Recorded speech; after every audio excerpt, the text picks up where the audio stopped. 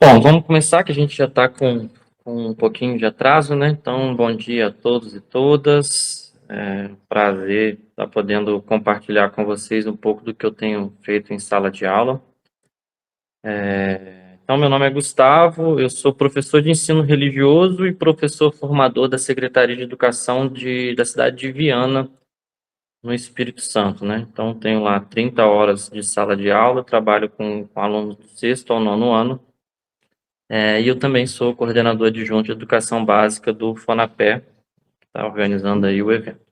Minha formação está aí na tela, né? Eu sou doutor em mestre em ciência da religião pela Federal de Juiz de Fora, com especialização em ensino religioso, e tenho licenciatura em ciências da religião e história também, né? Então, assim, para início de conversa, essa oficina, ela surge muito como uma ideia minha de tentar sistematizar aquilo que eu tenho feito na sala de aula nos últimos 2 anos. A gente sabe que a educação brasileira ela passou por alguns processos e um deles foi a criação e a implementação da BNCC, mas a gente tem alguns vícios nas disciplinas, né, em todos os componentes curriculares, e isso também aparece no ensino religioso, que são as pessoas que geralmente trabalham com conteúdo, né? Tem que aplicar qual é o meu conteúdo da minha aula, né? E aí a gente pega a BNCC e a gente vê que essa ideia de conteúdo ela não aparece mais na BNCC. A gente tem uma ideia de habilidades, né? Levar o aluno a adquirir uma habilidade, uma competência específica sobre algum assunto. E aí a gente tem alguns problemas. Eu não vou entrar no debate aqui sobre a questão do ensino religioso, eu acho que isso já é um tema recorrente, vocês já devem ter, para estarem aqui, vocês já devem ter ouvido falar sobre a diferença de ensino religioso confessional, interconfessional, até chegar à ideia de ensino religioso que a gente tem hoje, né? Então, eu não vou passar por esse debate, eu já estou partindo do pressuposto que a gente está falando de um ensino religioso não confessional e um ensino religioso humanizador e etc, né? E aí, para começar, eu coloquei aí qual que é o nosso ponto de partida, né, para pensar o ensino religioso. O que que a gente quer com o ensino religioso? Para onde que a gente vai chegar? Qual que é o objetivo da educação no ensino religioso, né? Será que é só a gente levar os alunos a aprender sobre um monte de religião, sobre um monte de mitos, um monte de ritos e etc? Então, é mais ou menos por aí que eu quero conversar com vocês. E aí, o nosso ponto de partida, então, é pensar que a religião é um fenômeno humano. Parece óbvio, mas é preciso repetir isso de forma exaustiva, até mesmo aqui no Fonapé. E quando a gente fala de ensino religioso, a gente não está pensando em Deus, a gente não está pensando nas várias formas de transcendente, a gente está pensando que a religião é um fenômeno humano, que acontece na existência humana, e esse deve ser o nosso ponto de partida para início de conversa. Então, ainda que o professor tenha crença ou não em Deus, ou orixás, ou qualquer outra entidade supranatural, ou qualquer outro tipo de força, ou qualquer outra forma de transcendente, isso não pode aparecer quando a gente estiver dando aula de ensino religioso, né? O nosso ponto de partida é pensar que a religião é um fenômeno humano, né? E aí, uma postura ideal diante dessa constatação é pensar diante dos alunos que é eu creio que você crê. O que que significa isso? Significa a gente olhar para o nosso aluno e pensar assim, eu creio que ele crê nessa divindade, que ele crê nessa expressão religiosa. E o que que significa ele crer nessa divindade? O que que isso muda na vida dele? Qual que é a influência no comportamento, na existência desse aluno, dessa aluna, o fato de ele crer nessa crença, né? Então, isso que é importante. Não é importante. Tudo bem que a gente não pode ignorar a crença do professor, né?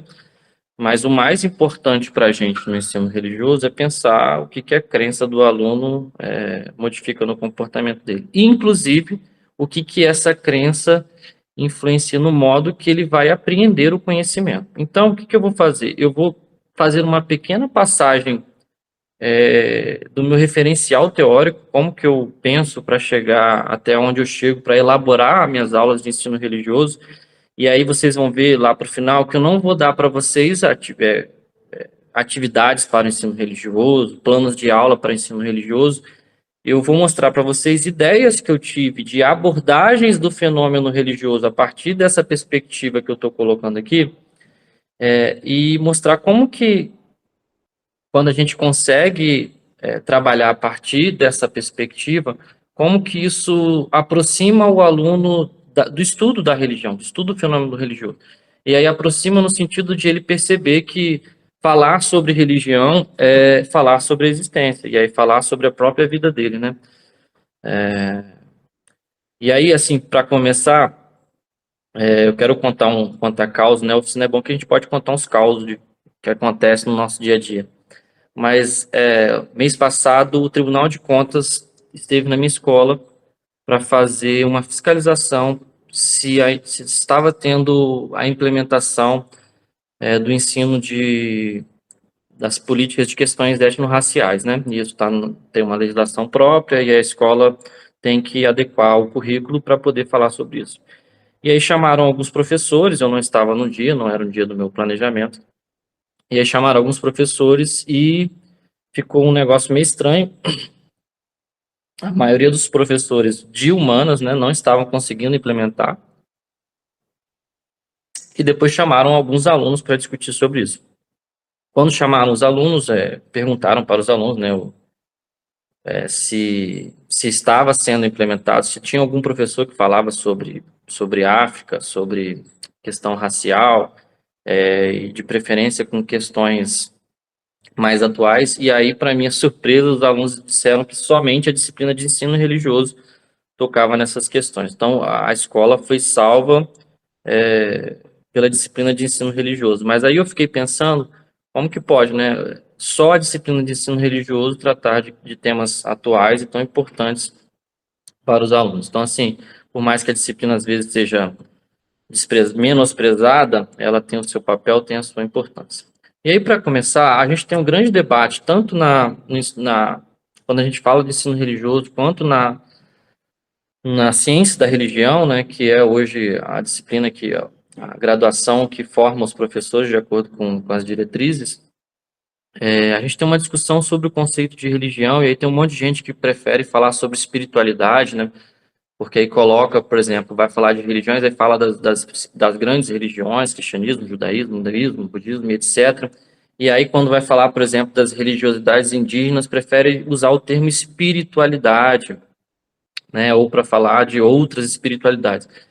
E isso pode ser um problema, porque depois, quando você for comparar as religiões em sala de aula, você está comparando coisas que você mesmo disse que é diferente, né? Religião é diferente de espiritualidade, e aí você pode ter um problema ao fazer essa comparação. Então, eu prefiro trabalhar com o conceito de religião, e aí está projetado aí o conceito que eu uso de religião, né? Isso está na minha tese, que virou um livro, que está abaixo aí. Esse livro é gratuito, se vocês digitarem no Google, vocês conseguem achar.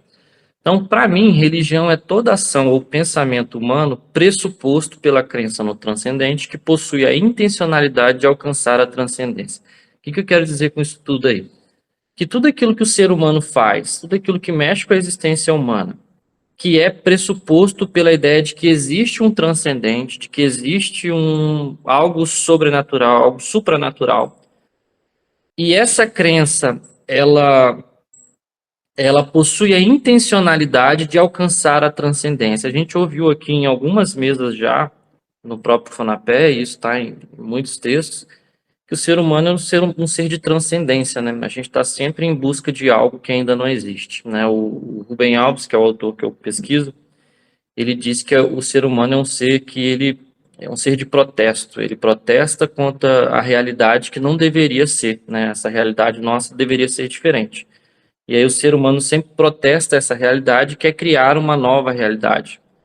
E é isso que a gente está chamando de transcendência, esse desejo humano de moldar ou mudar a realidade, mesmo sabendo que de formas naturais isso não é possível. Então a religião passa mais ou menos por aí, e é nessa perspectiva que eu trabalho. E aí, antes de propriamente ir para minhas abordagens, eu quero fazer alguns adenos Eu não vou ler isso tudo, obviamente, mas só para vocês terem ciência, aqui está posto os objetivos do ensino religioso de acordo com o que diz a BNCC, né? Então está aí proporcionar aprendizagem de conhecimentos religiosos, sobre direito à liberdade de consciência, desenvolver competências e habilidades que contribuam para o diálogo, diálogo entre as perspectivas religiosas e seculares de vida, e contribuir para que educandos construam seus sentidos pessoais de vida. Por que eu estou colocando isso? Porque às vezes a gente pode cair em algumas ciladas e aí tá aqui, ó, o que não é o objetivo do ensino religioso. Por mais que na BNCC diz que a ideia é proporcionar, desenvolver competências e habilidades que contribuem para o diálogo entre perspectivas religiosas e seculares de vida, isso não significa que no ensino religioso a gente tenha que promover o diálogo interreligioso. Não é essa a função do ensino religioso. A gente tem que dar aos alunos competências e habilidades para que ele possa fazer isso, mas isso não é uma função do ensino religioso. Por que eu estou dizendo isso? Daqui a pouco a gente vai entender, porque senão a gente cai no risco de estar trabalhando uma confessionalidade camuflada dentro do ensino religioso, né? Por mais que possa ser uma confessionalidade com um viés um pouco positivo, né? Pensando aí numa ética da democracia, mas não é essa a intenção do ensino religioso. Também não é fomentar o desenvolvimento ou aprofundamento da crença ou da não crença na religiosidade dos discentes e das discentes. A gente não quer que o aluno seja mais religioso ou menos religioso, isso não é nossa função, né? Não é nossa função catequizar o aluno ou a aluna em nenhuma confessionalidade. E também não é, e aí eu quero pontuar mais esse terceiro fator, não é a nossa intenção utilizar a crença dos próprios alunos para que eles façam coisas positivas. Daqui a pouco eu vou falar mais sobre isso, mas à medida que a gente usa a religiosidade do aluno para ele, como justificativa para ele fazer coisas positivas, a gente também está legitimando as ações que são negativas, que são antidemocráticas, que são justificadas também pela religião, né? Então, se a gente diz assim, ó, para o aluno, você tem que respeitar o seu coleguinha porque o texto sagrado lá diz isso, né? E aí a gente está dando uma validade muito grande para o texto sagrado, falando para ele, ó, o texto sagrado que é o seu fundamento. Só que aí o texto sagrado às vezes pode dizer uma coisa que não faz parte da nossa democracia, né? Então a gente está validando o texto sagrado que diz coisas que podem não nos ajudar. E aí, por onde que eu parto nas minhas aulas? Né? Isso aí é o básico. É óbvio que eu não vou fazer isso com sexto e sétimo ano, não de forma como está apresentado aí. Acho que não vai dar para vocês lerem, mas depois eu dou um jeito de compartilhar esses slides com vocês, aí vocês conseguem ler. Mas essa aí é a minha primeira aula com os oitavos e nonos anos, por exemplo, que é fazer uma diferenciação entre o conhecimento científico e o conhecimento religioso. No primeiro dia, os meus alunos de oitavo e ano, eles têm que saber o que é o conhecimento religioso e o que é o conhecimento científico. Eles têm que saber que o conhecimento religioso é fruto de uma revelação, que ele possui uma autoridade absoluta, né? Seja ela um texto sagrado, seja ela o padre, o pastor ou qualquer pessoa. E ele é pressuposto pela fé, né? A pessoa tem que crer naquilo ali para aquele conhecimento ter alguma validade. E, sobretudo, que esse conhecimento é comunitário, ou seja, ele vale para aquele grupo em questão, não vale para todo mundo, não é universal, né? E, do outro lado, a gente tem um conhecimento científico, que é obtido através da experimentação, que possui métodos, que ele pode ser avaliado, que ele pode ser discutido como critério de universalidade, ele não depende de uma comunidade religiosa para ter validade, né? Ele possui evidências objetivas e ele é universal. Então, eu fico assim umas 2 ou 3 aulas falando sobre isso. A primeira é uma aula mais expositiva mesmo, mostrando esses slides aí. Mas o objetivo é o aluno começar a entender que aquilo que ele tem como verdade, né, aquilo que ele tem como verdade na religião dele, é uma verdade para ele. não é uma verdade universal. E que o outro que tem uma verdade diferente, uma outra confissão de fé, também possui uma verdade, não é uma mentira, né? Então, isso é um ponto de partida. Por que que eu estou falando isso? E aí, novamente, não vou ler, óbvio.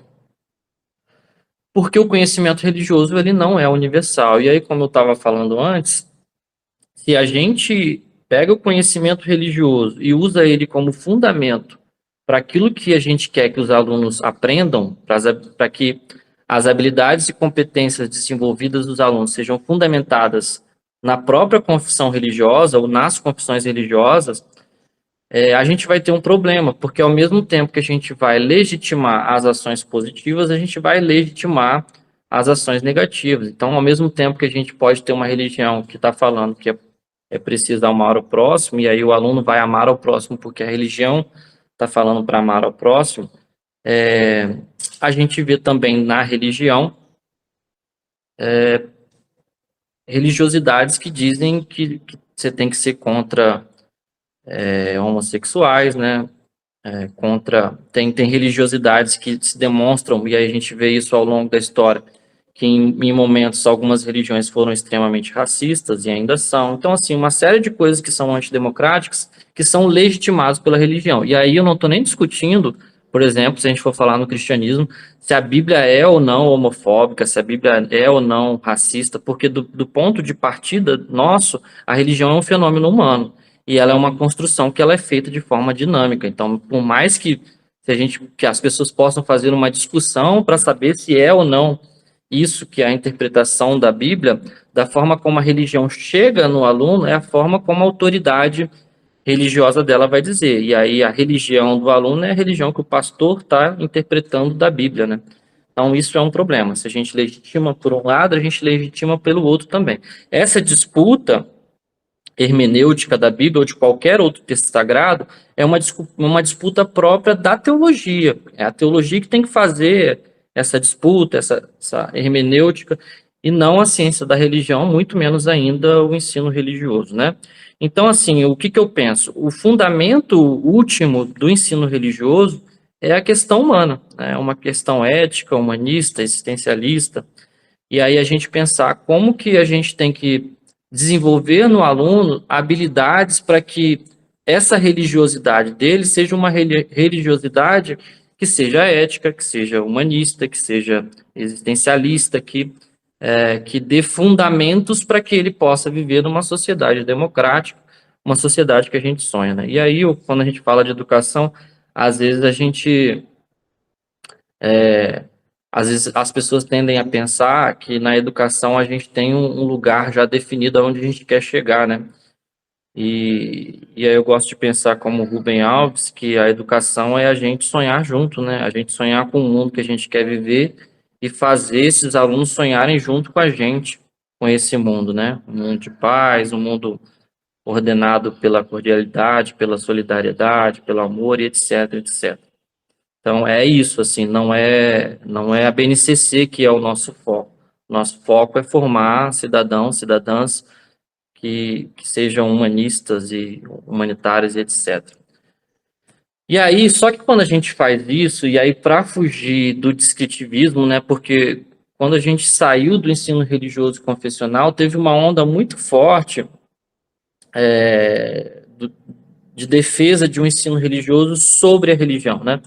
Então, se antes falavam, era o ensino religioso a partir das tradições religiosas, começa a surgir uma frente que vai dizer que é um ensino sobre a religião. E aí o grande risco que a gente corre com isso, e é um pensamento positivista, né, que vem lá do iluminismo, é a gente cair no descritivismo puro, né? Então a gente vai pegar lá no sexto ano, vamos falar sobre mitos, e aí a gente vai descrever os mitos de várias tradições religiosas, vamos falar sobre símbolos, e a gente vai descrever os símbolos das tradições religiosas. E a gente vê, por exemplo, na BNCC, tá lá, identificar os símbolos das diferentes tradições religiosas. E aí a gente fica se pensando assim, em que isso ajuda o aluno ou a aluna a ser uma pessoa mais ética, né? Uma pessoa que sonha com uma sociedade mais justa, mais igualitária, etc. Então, não é só isso, né? Não é só descrever as religiões, descrever as tradições religiosas, descrever os ritos, os mitos, e por aí vai. O ensino religioso tem que ser mais que isso, tem que ser mais profundo que isso. E aí, da onde que eu parto? Eu parto da ideia de que, tudo bem, a gente tem que falar de verdade, de diversidade ou de diferenciação, né? A gente fala muito no ensino religioso que um dos objetivos é promover a diversidade religiosa, a combater a intolerância religiosa, mas eu penso que não seja só isso. O ensino religioso passa por, ao descrever essa diversidade, a gente tem que fazer o aluno ter uma reflexão sobre a própria identidade. Quem eu sou nesse mundo tão diverso? Qual que é a minha identidade? E aí, através da comparação, a gente vai criar uma alteridade, né? Um posicionamento do aluno diante de um mundo, sendo eu quem sou, como eu vivo nesse mundo tão diverso. E aí, por último, que para mim é o meu foco, meu objetivo no ensino religioso, é promover uma transformação. E essa transformação vem a partir da outridade. Esse termo outridade, ele aparece nos referenciais de forma bem diversa, algumas vezes de forma um pouco mais negativa, de forma mais positiva, mas do modo como eu penso, a outridade seria você, diante de uma alteridade, diante de uma sociedade tão diversa, você olhar essa sociedade e você enxergar um outro eu possível. Eu tenho essa identidade, mas diante desse mundo tão diverso, existe outra possibilidade de ser eu, né? Isso é outridade. E é isso que provoca a transformação do indivíduo. E por que que isso é importante? Porque se a gente pega, por exemplo, um aluno ou aluna que é fundamentalista, extremista, radical, não é falando sobre as outras tradições religiosas que ele vai deixar de ser um fundamentalista intolerante. Não é.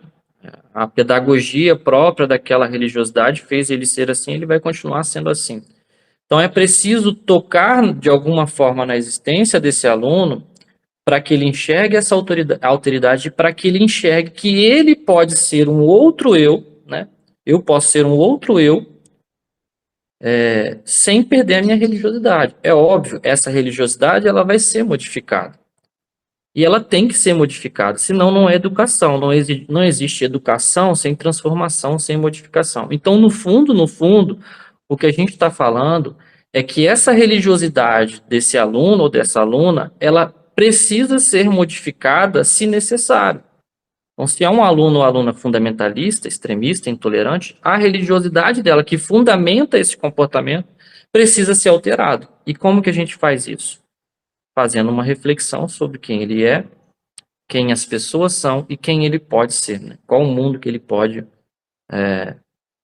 sonhar com a gente, né? Então, para além de pensar habilidades, a gente precisa pensar as sensibilidades que a gente quer despertar nesses alunos e alunas, né? E aí, o que significa isso? Significa viver como um ser distinto e único entre pessoas iguais. Você é um ser próprio, com sua identidade, com suas questões, com a sua existência. É único, é distinto, mas você está entre iguais. Por que eu coloquei um ser distinto e único entre iguais? Porque não basta a gente ficar com esse discurso de diversidade, e aí isso é muito comum, né? Por exemplo, agora tem um grupo que defende que não existe religião, só existe religiões, e que são coisas muito diversas, que não há nada de semelhante entre elas, etc, etc.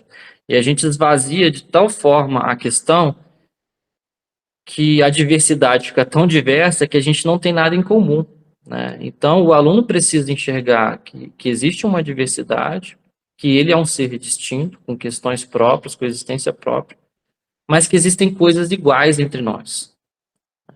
Eu sou diferente do meu colega, da minha coleguinha, mas a gente tem coisas em comum. E são essas coisas em comum que, no processo de aprendizagem dele, vai fazer ele conseguir entender que ele precisa ter alteridade, que ele precisa da outridade. Por quê? Porque ele se compara, ele se coloca na posição daquele outro colega. Por quê? Porque é um ser igual a ele, né? E aí, para além das questões biológicas, né, e eu não vou entrar nisso, ou de possíveis questões essencialistas, que também não é o meu foco aqui. Quando eu falo que nós somos iguais, significa dizer que todos nós somos seres de imaginação, a gente tem capacidade de imaginar. Todos nós somos seres de linguagem, né? A gente usa linguagem não só para se expressar, mas para apreender, né? A nossa linguagem, ela não é só feita para a gente se expressar no mundo, mas para a gente apreender o mundo, né?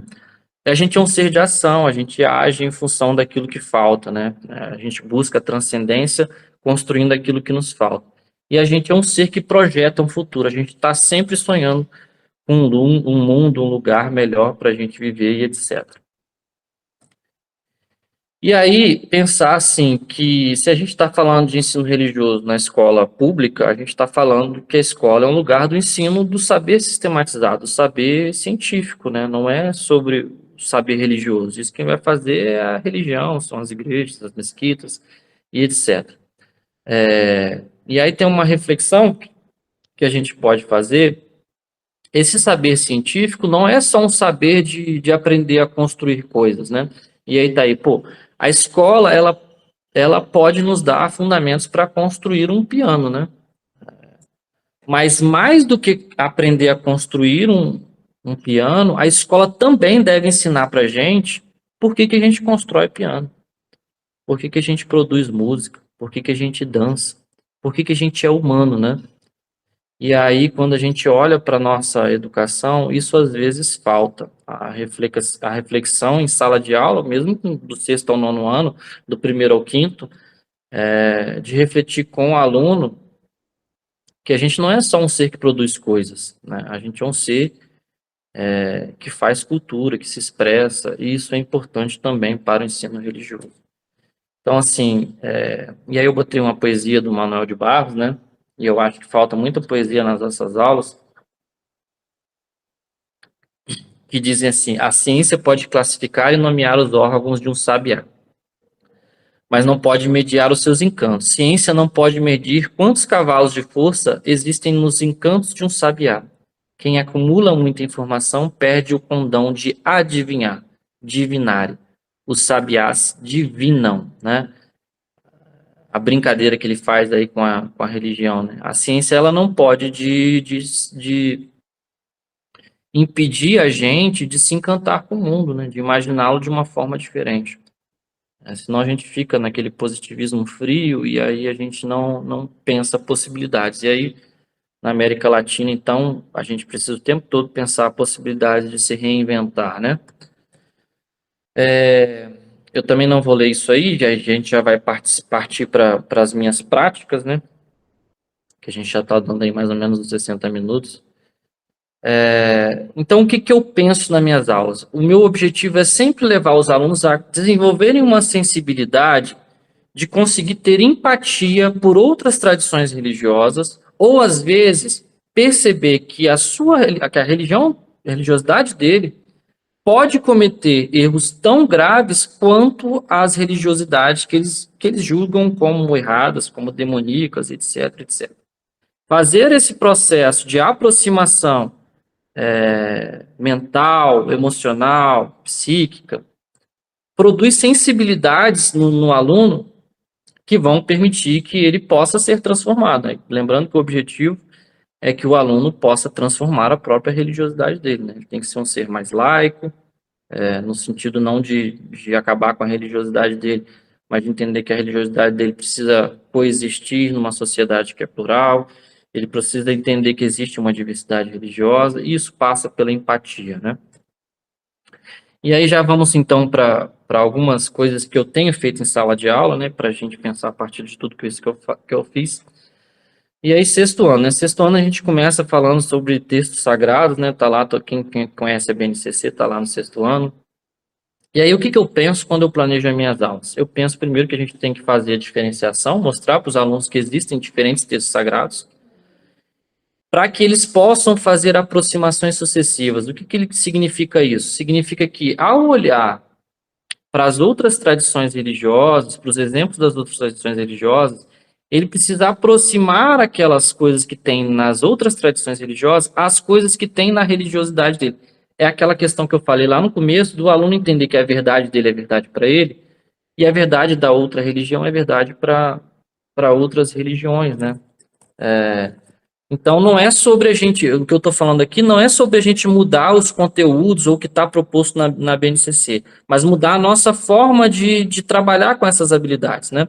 Então, por exemplo, isso aí eu saí comprando na internet, tem uns livros bem baratinhos, textos sagrados, né, de outras tradições religiosas, e aí comprei edições bilíngues, né? E aí consegui também um Alcorão, que não pode ser vendido, né? Mas eu consegui, fui numa mesquita aqui e ganhei um Alcorão, falei o objetivo, falei que era para mostrar para os alunos, o Sheik ficou até agradecido por a gente estar fazendo isso e tal.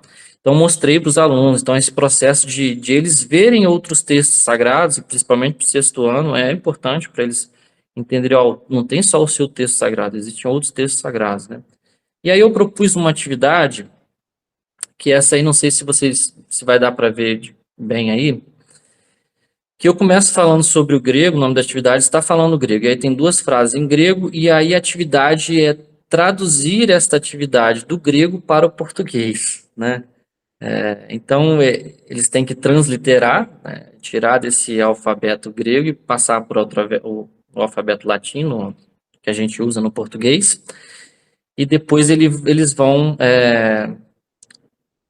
encontrar, então, as palavras no dicionário. Então, tem o alfabeto transliterado do lado e tem um mini dicionário em português embaixo para eles tentarem resolver aquelas duas frases que estão lá em cima.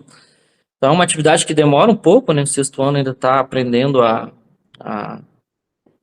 a fazer coisas mais complexas, mas aí 2, 3 aulas você consegue fazer isso. E qual que é o objetivo dessa minha atividade? É fazer os alunos começarem a entender que os textos sagrados, eles foram revelados. Em algum momento, algumas pessoas receberam uma revelação daquele texto sagrado. E que esses textos sagrados, de diferentes tradições, e aí, uma característica própria do Islã, que não aceita a tradução, né, do texto sagrado, senão ele deixa de ser sagrado, mas em todas as religiões, os textos sagrados, eles geram traduções. E aí, se a gente pegar, por exemplo, o cristianismo, e eu acho que o cristianismo é a religião que a gente acaba falando mais, né, nas aulas, porque é a maioria, né, dos alunos. Se a gente, e aí pensando assim, o que a gente tem de intolerância, de falta de laicidade, de intromissão das religiosidades no poder político, na saúde, etc., no Brasil, é o cristianismo, né? Então, esse é um problema que a gente tem que lidar. E aí não estou falando de combater o cristianismo, mas combater as ações intolerantes que acontecem dentro do cristianismo. Então, quando a gente mostra para o aluno que isso é uma tradução e que isso pode provocar erros, né? Porque eles vão errar na hora que eles estiverem fazendo. E aí, quando você pega e fala para eles, está vendo, ó, são essas diferentes traduções que, de certa forma, fizeram com que o cristianismo não fosse tão diverso, porque de várias interpretações, de várias traduções, para eles começarem a entender a ideia de diversidade e, sobretudo, entender que aquele texto ele foi revelado, ele foi escrito por alguma pessoa, né? Por mais que algumas religiões vão dizer que foi a própria divindade que escreveu e tal, etc. Por que que isso é importante? Porque depois, quando a gente for falar que a religião ela é instrumentalizada para questões não religiosas, a gente vai precisar dizer que existe, às vezes, a manipulação da interpretação do texto sagrado para essa instrumentalização. Então, a gente já vai desenvolver nos alunos uma habilidade que vai ser essencial para a gente discutir isso depois, né? Aí, no sexto ano, por exemplo, eu discuto, quando a gente vai falar de mitos, né? E aí eu trago o mito lá da criação dos gregos, e aí tem esse livro aí que acha em PDF, e é muito engraçado, porque é uma história com um monte de elementos muito fantásticos, né? E aí eu coloco para os alunos, eles acreditavam assim, né? A religiosidade grega acreditava nesse mito de criação. E é óbvio que eles falam, nossa, professor, mas isso é muito esquisito, isso é muito estranho e tal. Mas qual que é a ideia? A gente fazer uma comparação com a própria crença do aluno, dizer assim, ó, o mito de criação, e aí, sobretudo, dizer que mito não é verdade nem mentira, é uma crença, né, para explicar algumas coisas. E isso é muito tranquilo de fazer, né? No começo o pessoal pensava, se você falar que existem mitos judaicos cristãos, isso vai dar problema. Não tem problema. Se você explicar direito, os alunos vão entender. E aí, quando a gente mostra para eles os mitos, eles acham estranho, né? Tem algumas coisas bem. E aí, eu tive uma surpresa, por exemplo, há uns 2 meses atrás, que eu estava falando sobre isso. E aí, tinha uma aluna que veio de outra escola e ela não tinha estudado, não tinha aula de ensino religioso. E aí, eu mostrei essa imagem, a gente discutiu, lemos, e ela falou assim: Nossa, mas que estranho, como é que as pessoas podiam acreditar nisso? E aí, uma própria aluna que era cristã, que estava do lado dela, falou assim: Ué, mas você nunca parou para pensar o quanto estranho é o nosso mito de criação? E a gente acredita mesmo assim. Então, assim, já foi fruto de um trabalho que foi feito durante o ano, e aí a gente começa a perceber que dá resultado isso, né? Aí a gente vai para o 7º ano. É lógico, eu não vou trabalhar aqui todo o currículo, mas eu quero trazer alguns exemplos do 6º, 7º, 8º e 9º ano. A gente vai para o 7º ano e aí tem lá comunicação com as divindades. E aí o que, que eu faço novamente? Trazer a diferenciação, né? Trazer falando que, existem várias formas de se comunicar com a divindade e aí nas diversas tradições essas formas vão aparecer de forma diferente, mas elas possuem elemento em comum. O que, que são esses elementos em comum? Existe um ser humano que ele vai usar métodos para se comunicar com as divindades. Então, vai através da fala, através da oração, da salá, etc., através dos textos sagrados, através da música, através da peregrinação, das peregrinações, através dos locais sagrados. E aí não dá para vocês verem direito, eu acho, mas, por exemplo, quando eu coloco ali fala, aí eu coloco 3 exemplos de forma de se comunicar através da fala em 3 tradições religiosas diferentes, 3 textos sagrados diferentes, 3 músicas diferentes, e eu faço esse mapa mental no quadro mesmo, para mostrar para eles que tudo isso, que é tão diverso, tem coisas em comum. E a principal coisa em comum é o quê? É o desejo do ser humano de ter uma comunicação com esse transcendente para chegar até a transcendência. A gente não está falando aqui se existe um transcendente ou não. A gente está falando que existe um ser humano que crê que isso é possível e isso altera o comportamento dele, né? Bom, e aí a gente vai para o 8º ano. No 8º ano, uma das coisas que a gente discute é sobre ateísmo, teísmo e agnosticismo. E aí tem uma aula muito interessante que eu faço, que é esse mapa mental aí, né? Que eu começo questionando a eles: Deus existe? Né? Quais são as possíveis respostas a essa pergunta, né? Que Deus existe. Pode ser sim, pode ser não, não sei. E aí eu vou destrinchando. Se Deus existe, a gente está falando de teísmo, né? Existe um só, mais de um, politeísmo, monoteísmo, o deísmo, o panteísmo, o ateísmo. E aí eu vou trabalhar então para as não crenças, né, que está lá no nosso currículo, a questão das não crenças, né, vou falar sobre niilismo, existencialismo, humanismo, o naturalismo. No fundo, eu mostro todo esse quadro, não porque eu quero que eles aprendam esses conceitos. Aprender os conceitos talvez seja importante em algum momento para eles, mas eu não quero que eles aprendam esses conceitos, decorem essas informações, né? Não é esse o objetivo. O objetivo é eles entenderem que todo ser humano ele procura uma resposta para o sentido da vida. Ele procura uma resposta para a transcendência. E isso pode acontecer de forma religiosa e de forma não religiosa. Então, não basta a gente chegar para o aluno e dizer: existe o teísmo, existe o ateísmo, existe o agnosticismo. Isso é parte do processo. Mais importante que isso é fazer o aluno ter a reflexão de que nós somos seres que pensam, que têm um desejo de transcendência. E aí esse sentido, essa transcendência, ela é construída de forma muito distinta entre as pessoas. Então, por que eu estou falando para vocês que não é a minha intenção não é trabalhar os conteúdos, mas desenvolver essas sensibilidades? Porque o aluno precisa enxergar o que eles têm de comum, né? Então, eu faço todo esse percurso para tentar chegar nisso. E aí, ainda pensando no 8º ano, a gente tem lá nas habilidades da BNCC crenças e valores nas diferentes tradições religiosas, né? E aí A gente corre muito risco de ser só descritivista e falar sobre as diversas crenças e não conseguir fazer nenhuma aproximação entre essas crenças e aquilo que os alunos vivem e as coisas mais atuais, né? Então, o que que eu busco fazer nas minhas abordagens em sala de aula?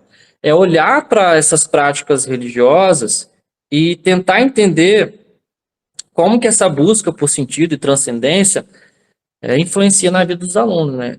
E aí, mais do que isso, se a gente não pode justificar as ações boas e ruins da religião se a gente não pode justificar as ações boas da religião pela revelação, porque isso pode causar um problema quando as ações ruins, né, a gente vai justificar também as ações ruins, é pensar nessas ações boas que as religiões fundamentam, se existem alguns princípios que não são da religião, são princípios humanos, éticos, e aí esses princípios que são importantes para a gente desenvolver uma sociedade como a gente quer, né? Então, por isso que eu faço a pergunta: quando a gente tem algo de muito bom numa religião, de muito positivo na religião, isso é próprio da religião, daquela tradição religiosa, ou isso é próprio de uma discussão de ética, de humanização do ser humano? Né? E aí eu coloco aí 3 exemplos para vocês. Por exemplo, eu trabalho no 8º ano com a Zakat, um dos pilares lá do Islã, né? São 5, e aí um deles é a Zakat, que é a ideia de que todo ano pessoas que têm determinada renda, elas precisam doar parte desses valores para pessoas mais pobres, né? E aí o que que eu faço? Eu não só coloco essa crença em questão, não só coloco essa prática do Islã, mas eu faço uma discussão sobre distribuição de renda. Como que a distribuição de renda ela pode ser algo que vai ajudar no combate à pobreza, e aí diminuindo a desigualdade, a gente diminui outras questões. E aí eu trago lá um exemplo de um país no Islã que, através da Zakat, conseguiu diminuir a desigualdade social, etc, etc. Mas aí, para além disso, eu extrapolo a Zakat para dizer em quais outros lugares, e aí através de pesquisa científica, de comprovação, em quais outros lugares a distribuição de renda ajudou a combater a pobreza, a desigualdade. Percebe? A gente extrapola a religião, mas a gente ainda está falando de religião.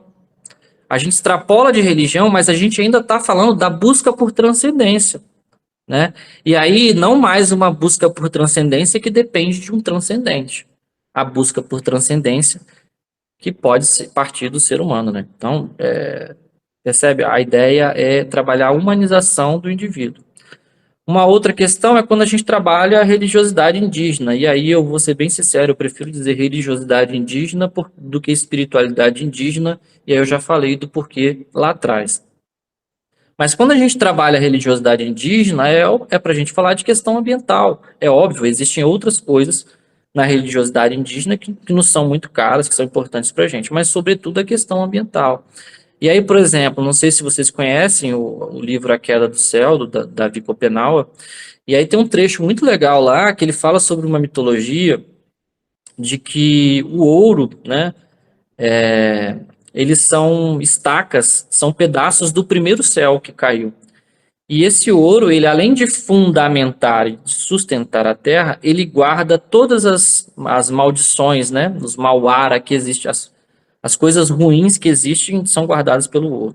E aí, se a gente pega metaforicamente e pensa a extração do ouro, e a gente vê o quanto de maldade, perversidade, de destruição que a extração do ouro, que retirar ele da terra, provoca não só para os indígenas, mas para todos nós, né? Então, assim, como que uma mitologia indígena, de forma metafórica, fala sobre aquilo que a gente está vivendo hoje em dia. Então, é mostrar isso para o aluno.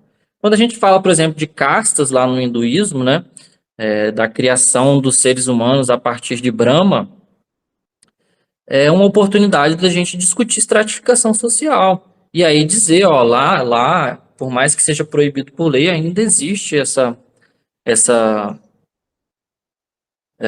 divisão ainda que fundamentada por uma religião. E aí extrapolar, eles vão falar assim, nossa, mas que coisa estranha, professor, o negócio, como é que eles acreditam nisso, como é que eles podem ser tão desigual? E aí a gente pode, é uma oportunidade da gente falar, ó, mas a gente vive numa sociedade que ela, por exemplo, um cristianismo que já sustentou a escravidão, né? Então já teve cristianismo sustentando a escravidão, que é uma estratificação social. E para aquelas pessoas cristãs daquela época, isso não era uma coisa absurda, né? Então é fazer eles terem essa própria reflexão. E pensar, por exemplo, também que existem expressões religiosas hoje que sustentam e desejam uma sociedade cada vez mais neoliberal, cada vez mais desigual socialmente. Então, isso é estratificação social, e tem religião, tem religiosidade que está sendo usada para manter esse tipo de estratificação social. Então, novamente, percebe? Como a gente vai trabalhar as castas, como a gente vai mostrar isso para os alunos, pode ser jogos, pode ser filme, pode ser um monte de coisa, pode ser mapa mental, pode ser texto, pode ser figura. A questão não é o como a gente vai fazer isso, a questão é qual tipo de abordagem que a gente vai fazer com essa informação, né? Para que a informação não seja só uma informação descritivista do que são as tradições religiosas, né? Então é pensar assim, como que eu vou aproximar essa informação sobre a religião daquilo que o aluno ou a aluna está vivendo, né? E aí a gente vai para o nono ano. No nono ano, a gente tem lá toda uma discussão sobre vida e morte e sobre ritos fúnebres e tal. E aí, esse ano, eu tive um desafio de tentar pensar como que trazer isso para os alunos, né? Porque é um tema que no começo, eu não gostava muito de trabalhar e tal. E aí, a gente sempre tem essa perspectiva, né? De olhar para a morte para entender a vida, né? Então, eu comecei a trabalhar esse ano com o Egito Antigo. E aí, olha só, eu peguei e falei assim, ó, a gente vai trabalhar sobre ritos fúnebres em, em épocas distantes, né? E aí eu peguei o Egito Antigo, expliquei toda a mitologia do Egito Antigo, expliquei os ritos fúnebres, expliquei tudo o que acontece. E aí eu foquei na questão do juízo final. E aí eu falei que existe o juízo, né? Que o coração da pessoa é colocado na balança para pesar os erros, e aí tinha a pena da morte do outro lado. Se a pessoa fosse uma pessoa boa, ela ia para o paraíso; se fosse uma pessoa ruim, para o submundo, né? Mas não basta só trazer essas informações. Isso não vai transformar o aluno, não vai fazer nem produzir nenhuma reflexão. E aí o que que eu fiz? Eu fiz uma reflexão com eles para dizer como que essa ideia de juízo, essa ideia de julgamento produz na sociedade um comportamento ético. E isso acontece no cristianismo, isso acontece em outras tradições religiosas que também acreditam que vai ter um julgamento, um juízo final, né? E aí isso, de certa forma, funciona como um esteio moral, um esteio ético, para que as pessoas possam viver. Não é só uma questão do destino da alma após a morte. É uma questão de como as pessoas vão viver a vida deles pensando no que pode acontecer depois que eles morrerem.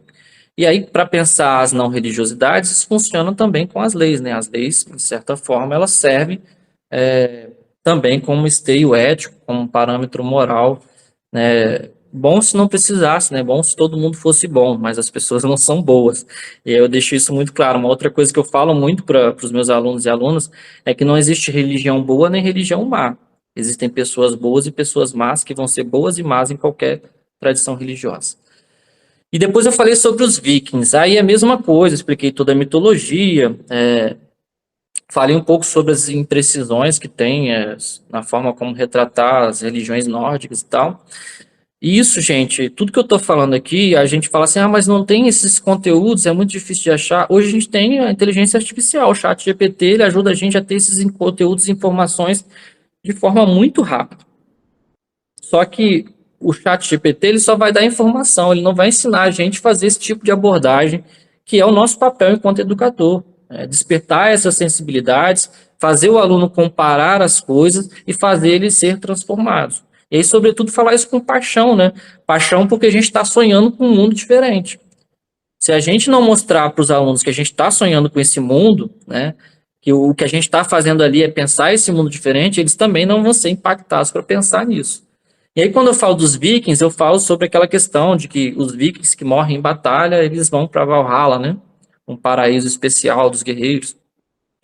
E aí eu discuto com eles como que uma ideia de recompensa pela violência, né? Porque eles são recompensados por produzir guerra, como que isso interfere na sociedade, se torna uma sociedade bélica, uma sociedade que vive em busca de guerra e etc. E isso pode ser usado, por exemplo, para a gente discutir certos grupos extremistas do Islã, e aí com todo o cuidado possível, para a gente não generalizar e não é, colocar como se, por exemplo, a luta da Palestina fosse uma luta injusta ou coisas desse tipo, mas a gente mostrar que como que algumas interpretações extremistas do Islã, que interpretam a jihad, que é essa luta interior do islamismo, interpretam a jihad como uma guerra santa e uma luta contra todo mundo que é do mundo muçulmano.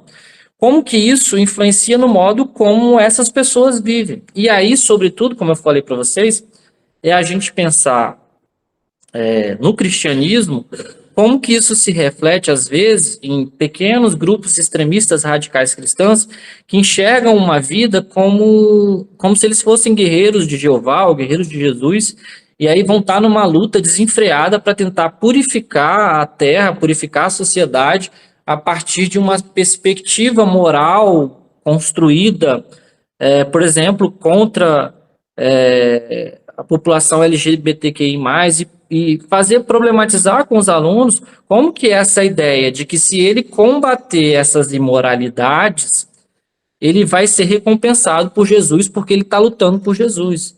E aí a gente tem dados, por exemplo, dos índices do Brasil ser o país que mais mata pessoas LGBTQI+. Então, existe relação sobre isso, é fazer os alunos pensarem, né? E aí é fazer eles pensarem se militar pela verdade dele, se batalhar pela verdade dele, não é, de certa forma, esse mesmo princípio dos vikings, que é um princípio que a gente não pode aceitar entre nós, que é a ideia de que uma recompensa pós-morte vai fazer a gente viver de uma forma violenta.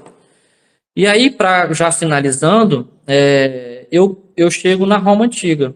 E aí, quando eu fui trabalhar Roma Antiga, eu percebi que muitas coisas do que a gente faz nos velórios hoje em dia tem relação lá com a Roma, a ideia de cortejo, a ideia de caixão, os mausoléus, tudo isso tem muita relação com Roma. E eu falei assim, mas tá, para além disso, tem alguma coisa aqui que a gente pode aproximar os alunos, né, fazer uma discussão com os alunos. E aí a gente percebe que na Roma a ideia de luto ela é mais evidente, né? Tem lá as carpideiras que são pagas para chorar, tem o luto de 9 dias, tem o banquete que faz parte dessa vivência do luto. Então, assim, falar sobre Roma Antiga foi uma oportunidade que eu tive para falar sobre o luto. E aí, com muito cuidado, com muito estudo, né? Eu falei sobre o luto, a importância de viver o luto, como que não viver o luto pode ser um problema. E aí eu fiz uma atividade muito bacana entre os alunos, que foi a escrita terapêutica. Falei para eles escreverem sobre o luto e a saudade. Coloquei lá a música do Chico Buarque, né? Pedaço de Mim, depois se vocês quiserem procurar, para a gente discutir isso. E aí alguns falaram, professor, mas eu nunca vivi essa experiência do luto. Aí aquilo que eu falei lá no começo, todos nós somos seres de imaginação. Imagine como se você perdesse alguém que é importante para você. Qual seria o seu sentimento? Escreva sobre isso. E aí, 8º e 9º ano eu fiz isso. Eu recebi textos maravilhosos, eu recebi texto de gente, de aluno, assim, tem muito aluno que está passando muita dificuldade, né? E aí a gente tem que se aproximar desses alunos. Eu recebi texto de aluno que, professor, perdi pai e mãe, e eu nunca falei com ninguém sobre isso, sobre o que eu sinto. E aí eu pedi um textinho de 10 linhas, teve gente que escreveu 2 páginas, e aí falando assim, é a primeira vez que eu estou desabafando e tal. E aí depois eu li de todo mundo e fui conversar, e eles falaram como foi importante fazer isso, como foi legal fazer essa atividade, se sentiram muito bem. Então, tá vendo? Não é só informação, porque se a gente ficar só na informação, a gente não vai ter transformação, a gente não vai ajudar a produzir um processo de humanização. Então, assim, eu coloquei aqui só alguns exemplos, e aí a minha intenção na oficina é despertar vocês, e a mim também, né, porque eu preciso sistematizar isso de forma melhor, como que a gente pega esses conteúdos e habilidades da BNCC e imagina uma forma de transformar a vida dos alunos, transformar a sociedade e chegar onde a gente quer chegar, né? O nosso objetivo, no final, não é que os alunos e alunos sejam mais religiosos nem menos religiosos. Não é isso. Em algum momento, talvez eles se tornem mais religiosos, né? Uma religiosidade mais aprofundada, mais profunda. A gente quer que eles sejam mais humanos, né? É essa a nossa intenção, é esse o nosso objetivo, né? E é isso, gente.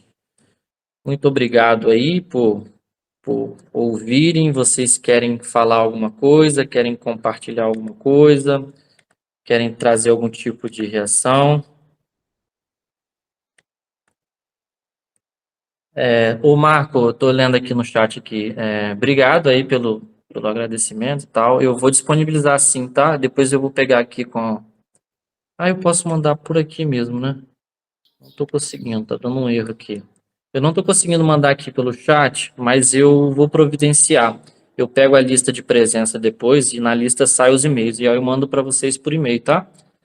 É bom que eu já vi que tem uns errinhos ali de digitação, eu dou uma corrigida antes e eu mando para vocês. Alguém mais quer falar alguma coisa? Se quiser abrir o microfone para falar também, pode falar, não tem problema. Essa coisa do digital afasta a gente, né? É bem ruim. Mas enfim, tá aberto aí, se alguém quiser falar. E aí, professor Gustavo?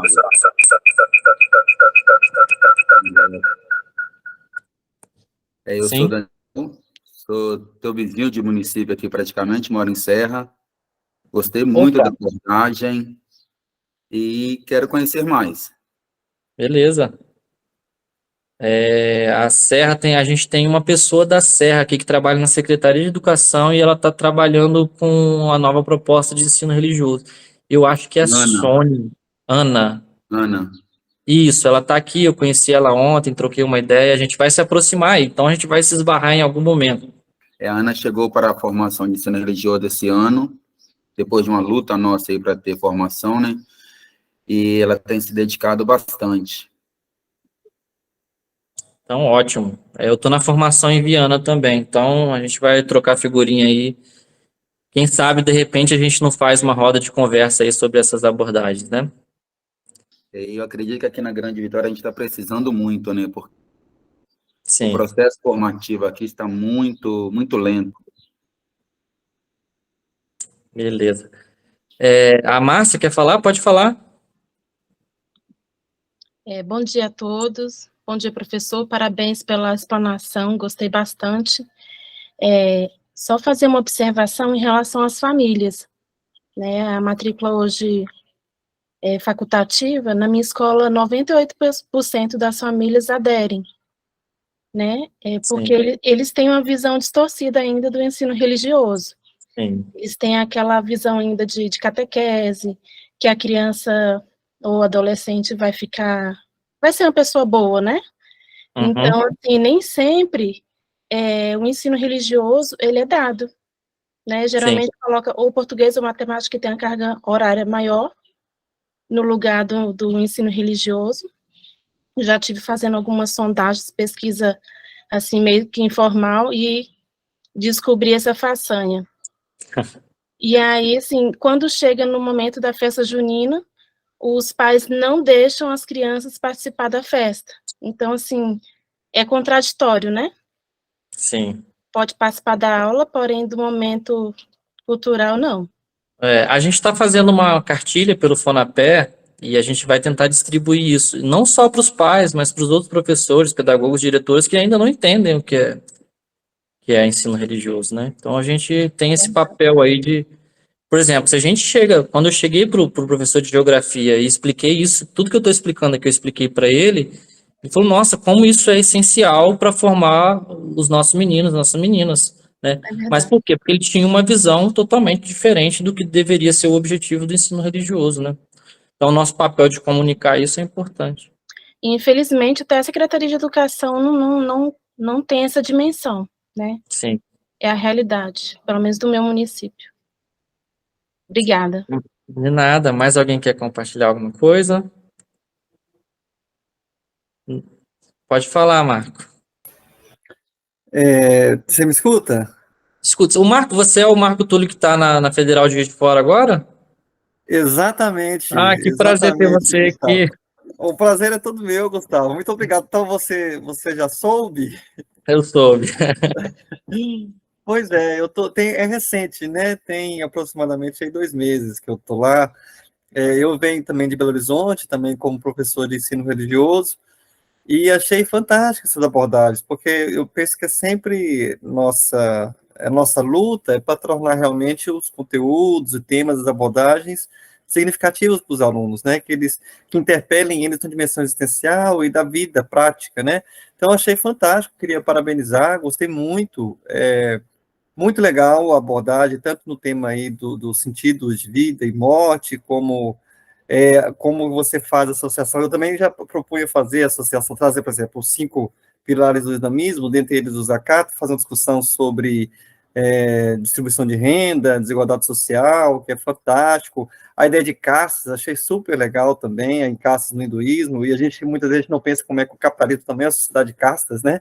E bem rígidas, inclusive, né? Estudos recentes apontam que uma família, para sair de uma condição de vida para uma condição mais favorável, são necessárias 9 gerações. Você vê que é uma sociedade de escassas, bem rígidas também. Então, achei fantástico as suas abordagens. Mapa mental, eu gosto muito da ideia de mapa mental também, eu acho que se alinha com a ideia de pensamento complexo de Morin, né? A realidade é muito mais complexa de ser captada, então a gente precisa também dessa complexidade, desde a sua apreensão da realidade. Gostei muito. Se você puder partilhar os slides, eu agradeço muito, e talvez até a gente trocar mais figurinhas aí mais para frente. Vai ser Claro, vamos sim, com certeza. um grande prazer. Muito obrigado, viu, pela Por nada, obrigado a vocês. Alguém mais quer falar, gente? Não, então, não havendo, então, muito obrigado a todos e todas aí. Espero que a gente se encontre em outras oportunidades. Foi um prazer compartilhar com vocês. Foi a oportunidade de eu sistematizar também as coisas que eu tenho feito em sala de aula, né? Que às vezes a gente não para fazer isso. Então é isso, um abraço e a gente tem uma grande mesa agora. Espero que vocês acompanhem aí também, tá bom? Um abração e até a próxima. Um abraço, Até a obrigado. próxima. Obrigada. Abraço, até a próxima. Obrigado.